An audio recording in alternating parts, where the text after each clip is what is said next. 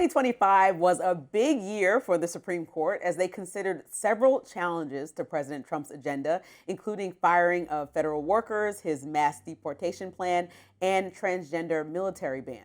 But this year looks to be just as busy for the High Court and even more pivotal for the president. Many of those decisions that were handed down last year were a result of the emergency or shadow docket and were in most cases temporary while challenges played out in lower courts. But that's set to change this year, with several major challenges to President Trump's agenda making their way onto the High Court's main docket. The High Court is set to rule on everything from tariffs to birthright citizenship to campaign finance and the Voting Rights Act. Those cases could have wide-reaching impacts on Trump's economic and immigration policy, as well as the 2026 midterms. Some other cases to keep an eye on: the court is expected to rule on the legality of bans for transgender athletes in women's sports. The court will also weigh in on a Colorado law on so-called conversion therapy, which critics argue essentially forces counselors to affirm a child's gender dysphoria. And it wouldn't be a Supreme Court docket without the Second Amendment showing up. The court is set to rule on the legality of Hawaii's law prohibiting people from carrying guns on private property without the explicit consent of the owner. This all comes as poll after poll shows Americans' opinion of the High Court remains near an all-time low. Take a look at these numbers. This is from a Pew Research poll back in September.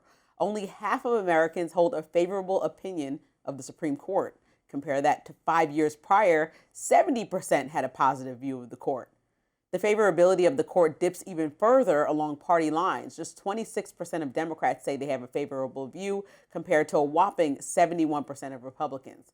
That could have something to do with how Americans see the ideological makeup of the court. A plurality, 47%, say that they see the court as conservative.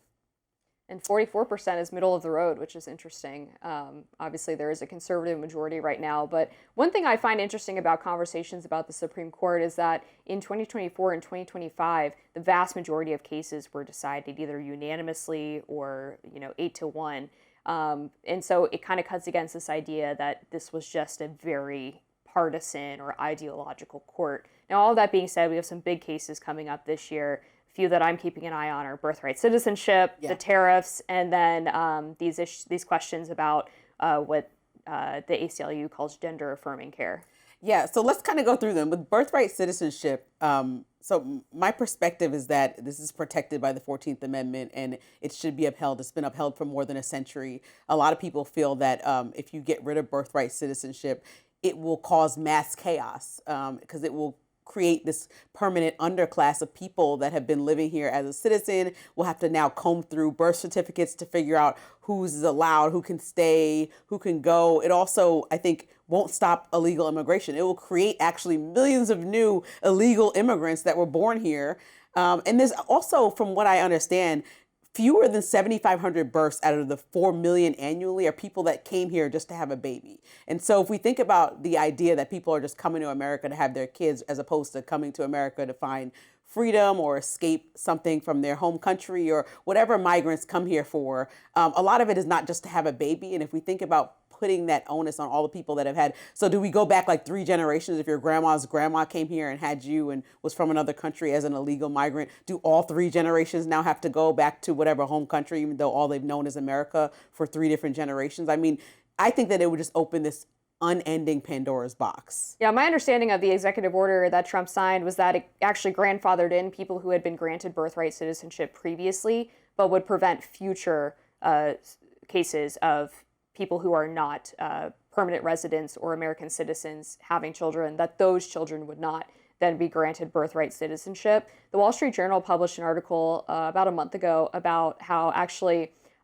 wealthy Chinese people were traveling to U.S. territories and having their kids there so that they could have American citizenship, and that this was perhaps a directive by the Chinese Communist Party to have greater influence over American life and to sort of have that one foot in the United States, which is interesting. So it is definitely something that happens. And the Supreme Court has ruled on the idea of legal permanent residence, what happens to their children, and affirmed that their children are American citizens, but they've never ruled explicitly on illegal immigrants.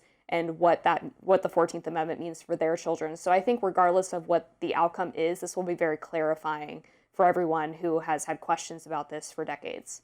And then the other big thing, outside of, I know there's a couple of them, but with tariffs, I mean, people have been complaining. I don't know that many reports of loving them, but I mean, some people love them, but the people have been complaining about the tariffs because the idea for tariffs, I think, was honorable, that President Trump wants more dependence on U.S. everything. And so we take the dependence off foreign nations and it comes here. But the long game to reach that goal, if we ever do reach it, requires a lot of what people will call financial trauma in the interim, trying to figure out what's going on. I mean, even Costco is suing the Trump administration because they're saying, listen, we had to pass these costs now down to customers. And if this falls on the Supreme Court and they say that your tariffs are illegal, you owe us money. And so they're waiting to get their payback. And so I also think in these cases, we're going to watch this play out because a lot of people, a lot of countries have bashed the idea of these tariffs. We've created friction with places like Canada, that's one of our best allies, and treated them almost in a way that we treat somebody who's our adversary. So it's created a lot of friction around the world and also in our country with the rising cost of things and how people feel uncomfortable. Even though inflation has dropped, people still feeling uncomfortable day to day trying to get by, and then knowing that the average cost of what they would have got at a Walmart or a Costco has gone up. So I think this is going to be telling and really either prevent or put wind beneath Trump's wing on moving forward with this goal that I think would be awesome to have all U.S. dependence. But is it realistic when every single day at the moment we consume something that may be international, from car parts to groceries? Prices are going to continue to go up while he figures this out. Yeah, and I don't have any predictions for how the court's going to rule on tariffs. I've talked to various legal scholars, and they all kind of have a different opinion about which way this is going to shake out. The most common that I hear is that they think that the court will maybe grant Trump a partial win, where they allow some of the tariffs to be upheld and others to be struck down. So we'll see what happens with that.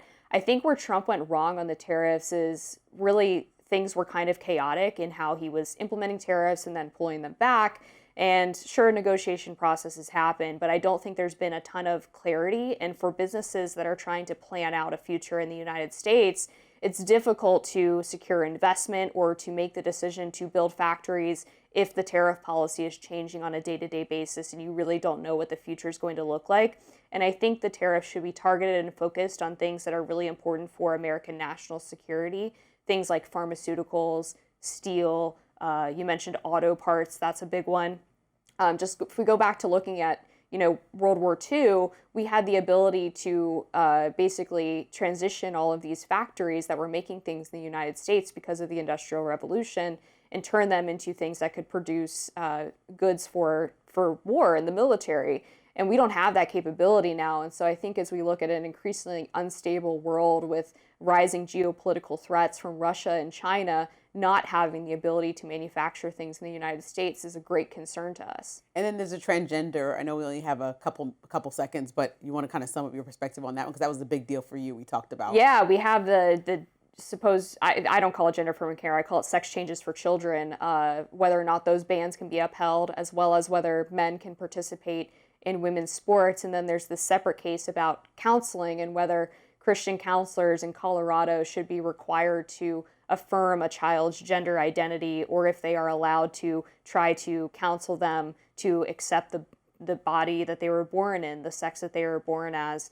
And right now, the Colorado law doesn't really allow them to do that. So lots to do for the Supreme Court this year. Yeah, booked and busy, as they say. Up next, the Washington Monument lit up on New Year's Eve to kick off America's 250th anniversary. We'll be right back after this.